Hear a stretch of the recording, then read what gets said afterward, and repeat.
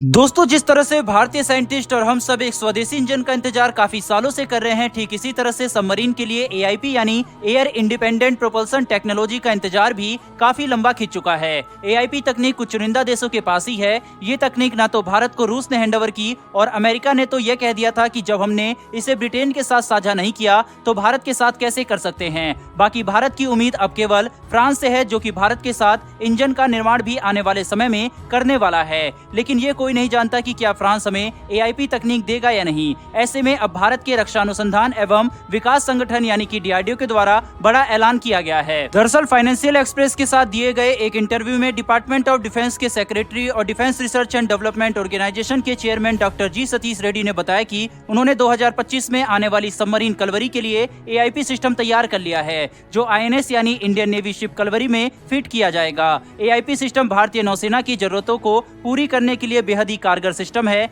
आइए अब आपको बताते हैं कि एआईपी क्या है, जिसे सबमरीन कलवरी के लिए तैयार किया जाएगा। एआईपी यानी एयर इंडिपेंडेंट प्रोपल्सन पूरी तरह से फ्यूल सेल बेस्ड यानी ऊर्जा ईंधन पर आधारित सिस्टम है, जिसे भारत में प्रयोग हो रहे कलवरी और कलवरी क्लास के दूसरे सबमरीन के लिए तैयार किया जा रहा है। जैसा कि हम सब जानते हैं कि भारत में कलवरी क्लास के कुल 6 सबमरीन है और बताया जा रहा है कि 2030 तक इन सबमरीन में एआईपी सिस्टम को फिट भी कर दिया जाएगा। आपको बता दें कि इंडियन नेवी के प्रोजेक्ट 75 के तहत भारत में 6 सबमरीन बनाने की योजना बनाई गई है। इस प्रोजेक्ट में डीजल और इलेक्ट्रिक अटैक पनडुब्बियां बनाई जा रही है, जिसमें एयर इंडिपेंडेंट प्रोपल्सन यानी AIP, special operation force SOPISR, anti ship warfare शामिल हैं। जिसमें एयर इंडिपेंडेंट प्रोपल्सन यानी AIP, special operation force ISR, anti ship warfare शामिल है। और इन सबमरीन के लिए एआईपी यानी एयर इंडिपेंडेंट प्रोपल्सन बहुत ही महत्वपूर्ण सिस्टम है। हालांकि इस सिस्टम को बनाने के लिए कई देशों के साथ समझौते पर भी विचार किया जा रहा था, लेकिन किसी कारणवश ये प्रोजेक्ट पूरा नहीं हो पाया है, जिसकी कमी डीआरडीओ द्वारा स्वदेशी एयर इंडिपेंडेंट प्रोपल्सन बनाकर पूरी कर ली गई है। वहीं पर डीआरडीओ के चीफ ने एक और बड़ी खुशखबरी दी है कि अगले वर्ष यानी 2023 तक 25 टन से कम वजन वाले हल्के टैंक भी बना दिए जाएंगे, जिसका ट्रायल इंडियन आर्मी द्वारा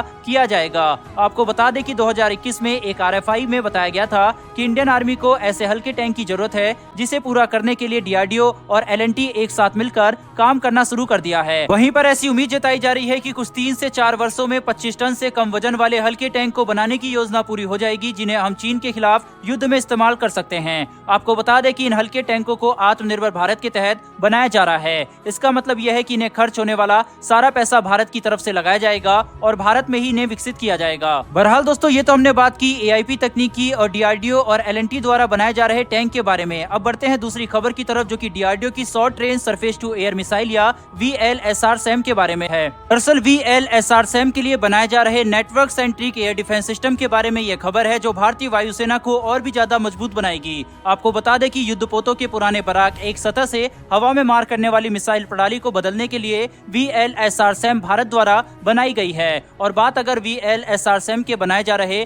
network centric air defence system के बारे में करें, तो इसे इनर सिक्योरिटी एरिया को कवर करने के लिए बनाया गया है। आपको बता दें कि वीएलएसआर सैम के air defence system helicopter, cruise missile, कई प्रकार के एयरक्राफ्टों को इंगेज करने का काम करेगा। इतना ही नहीं, इंडियन नेवी द्वारा कुछ दिन पहले ही इसे फुली ऑपरेशन कॉन्फ़िगरेशन में टेस्ट भी किया गया था, जो कि भारतीय नौसेना को पॉजिटिव रिजल्ट देने में सफल हुआ था। इस परीक्षण में वीएलएसआर सैम एयर डिफेंस सिस्टम एक एरियल टारगेट ड्रोन को टारगेट किया था और नष्ट भी किया था। एरियल टारगेट ड्रोन सी स्कीमिंग एंटी शिप मिसाइल को कॉपी कर रहा था। इस बात से आप अंदाजा लगा सकते हैं कि वीएलएसआर सैम एयर डिफेंस सिस्टम कितना पावरफुल होगा। यानी कि यह air defence system Indian navy के लिए आग बनकर दुश्मन को जला देने में कारगर साबित होगा। वीएलएसआर सैम के जरिए भारतीय नौसेना के बारे में फ्रंटलाइन वॉरशिप में इजराइल के पुराने बराक एक मिसाइल को रिप्लेस किया जाएगा। बराक एक इजरायली मिसाइल है जो सतह से हवा में वार करती है। इसका इस्तेमाल दुश्मन के विमान, एंटी शिप मिसाइल और यूएवी के खिलाफ होता है। यह missile ship based air defence system की एलआर सैम मिसाइल की रेंज को भी सप्लीमेंट करेगा। एलआर सैम मिसाइल की रेंज 80 से 100 किलोमीटर होती है।